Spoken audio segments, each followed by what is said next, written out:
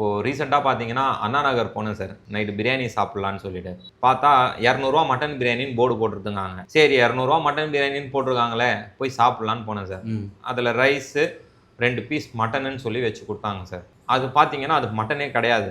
2 பீஸுமே கண்ணுக்குட்டி தான். அது நம்ம இந்த தொழிலே இருக்கோம், இதிலே தான் ஊறிட்டு இருக்கோம் நம்மலாம். அதை பார்த்தவொடனே எனக்கு தெரிஞ்சிச்சு. நான் வந்து அதை எதுவுமே இஷ்யூ பண்ணக்கூடாது.